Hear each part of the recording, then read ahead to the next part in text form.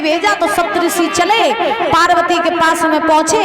जंगल में पार्वती तपस्या कर रही थी। तो जैसे ही पहुंचे सप्तऋषि, तो पार्वती तो तपस्या कर रही थी। सप्तऋषियों ने आवाज लगाई, लली पार्वती आंखें खोलो। पार्वती ने आंखें खोली, महात्माओं को देखा, प्रणाम किया। कहिए बाबा जी कैसे आए? तो सप्तऋषि बोले यहाँ क्या कर रही हो जंगल में तुम अकेली? तो पार्वती बोली तुम्हें दिखाई नहीं दे, तुम भजन कर रहे हैं। तो बोले सप्तऋषि किसका भजन कर रही हो? पार्वती बोली भोले बाबा का। तो सप्तऋषि बोले भोले बाबा को भजन काहे कर रही हो? और देवी देवता से काऊ मनाई लेती, भोले बाबा में ऐसा का है तो तुम उनको भजन कर रही हो।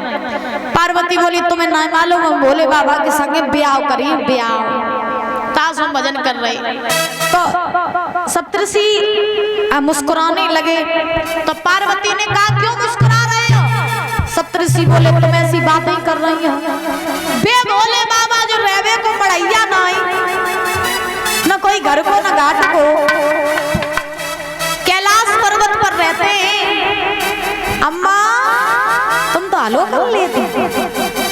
हेलो अम्मा नेटवर्क आए रहा तुम्हारे फोन में? कथा सुनवाए ना किने बप्पा को? तो देखो अम्मा मॉडल जमाने की फोन लाई। तो देखिए महाराज, आज सप्तऋषियों ने कहा पार्वती से कि वे भोले बाबा कैलाश पर्वत पर रहते हैं, भूतों के बीच में रहते हैं, सर्प बिच्छुओं की माला डालते हैं, समाधि लग जाए तो बरसों तक लगी रहती है। ऐसे भोले बाबा के संगे तुम ब्याह करियो, लली दुखी रही हो। और सप्तऋषि बोले कि मेरी बात न मान ले पार्वती भोला संग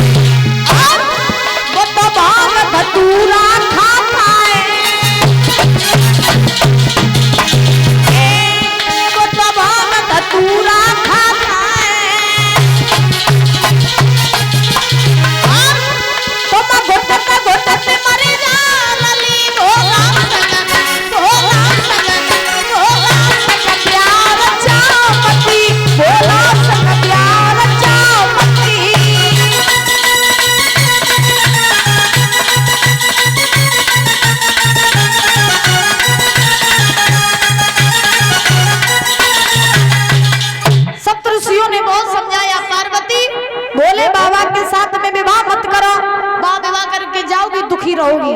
पार्वती ने कहा है सप्तऋषियों, हम भोले बाबा से अथाह प्रेम करते हैं, उनके सिवा हम किसी और के बारे में सोच भी नहीं सकते। अगर उनसे विवाह मेरा इस जन्म में नहीं हुआ, अगले 7 जन्मों तक हम इंतजार करेंगे, लेकिन विवाह करेंगे तो उन्हीं के साथ।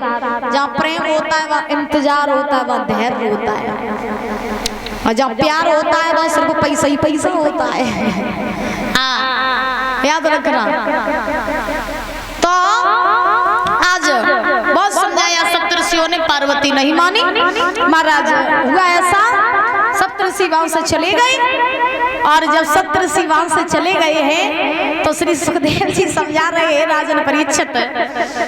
आज पार्वती जो थी वो पुनः समाधि में लीन हो गई।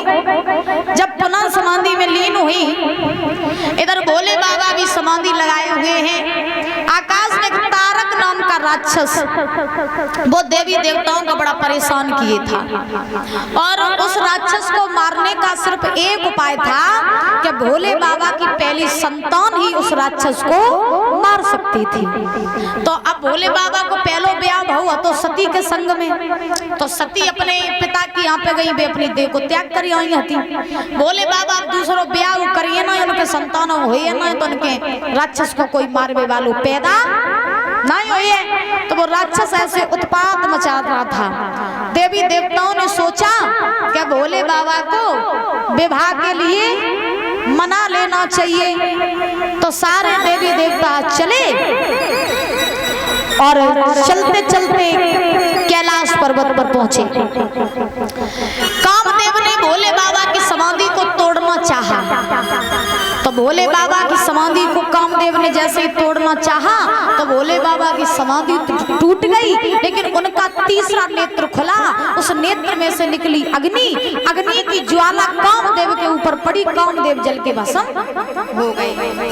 देवी देवताओं ने भोले बाबा का क्रोध शांत करवाया, कहा हे नाथ, हम आपकी शरण में आए हैं और हमारे ऊपर बहुत बड़े कष्ट हैं, आप मेरे कष्टों का निवारण कर दीजिए। भोले बाबा बोले क्या हुआ? तो देवी देवता बोले महाराज बहुत कुछ ना, एक राक्षस है वो बड़ो दुखी करे। तो भोले बाबा बोले दुखी करे तो भाई जाके मार दे जाए, हमारे पास का लेना है। तो देवी देवता बोले उसे मारने का उपाय तो तुम्हारे ही पास है।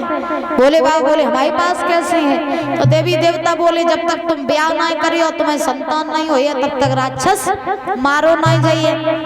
तो तुम ऐसा करो, अपना दूसरा विवाह कर लो, अपना विवाह कर लो, शादी कर लो। अब भोले बाबा के सामने जब दूसरे विवाह का प्रस्ताव रखा, भोले बाबा बोले पहले ब्याह करो, सुबह गई अपने बाप के यहाँ पे जल गई। अब तुम कह रहे हो कि हम दूसरों ब्याह कर ले, अब दूसरी भवानी आई है तो फिर दिक्कत ही दिक्कत है। और देखिए कहा जाता है शादी एक ऐसा लड्डू होता है जो खाए सो पछता है और ना खाए पीछे वालों। जिनको ब्याह हो जाए फिर वे दुखी ही दुखी कुन्नन में बैठ के रोवत बेचारे। फिर जब सोचे तो जाते बढ़िया कुआरे रहते तो ऐसा ही होते, और ब्याह ना हो गए तो पत्थर ही पूजत रात परमात्मा सब दोस्तन को ही होगा देने का भाई लग लगाए। तो शादी एक ऐसा लड्डू होता है जो खाए सो पछता है और ना खाए सो पछता है। बोले बाबा बोले हम ब्याह नहीं करें, दूसरा लौट जाओ यहाँ से। देवी देवता बोले महाराज कर लीजिए दूसरा विवाह, जब तक आप विवाह नहीं करोगे तब तक हमारे कष्टों का निवारण कैसे होगा। बहुत कहा तो भोले बाबा विवाह के लिए मान गए, बोले ठीक है हम विवाह करने को तैयार हैं। तो भोले बाबा विवाह करने को तैयार हो गए। होने के बाद अब नारद जी ने पार्वती से जाकर के खबर पहुंचाई, पार्वती तुम जाओ हिमाचल में विवाह की तैयारियां करो, भोले बाबा दूल्हा बन के आएंगे। तो पार्वती गई हिमाचल में जाके विवाह की तैयारियां करवाने लगी, और इधर भोले बाबा कैलाश पर्वत पर दूल्हा बनने लगे। अब जब भोले बाबा दूल्हा बने तो कैसे दूल्हा बने सुनो, मंडप गढ़वाया गया।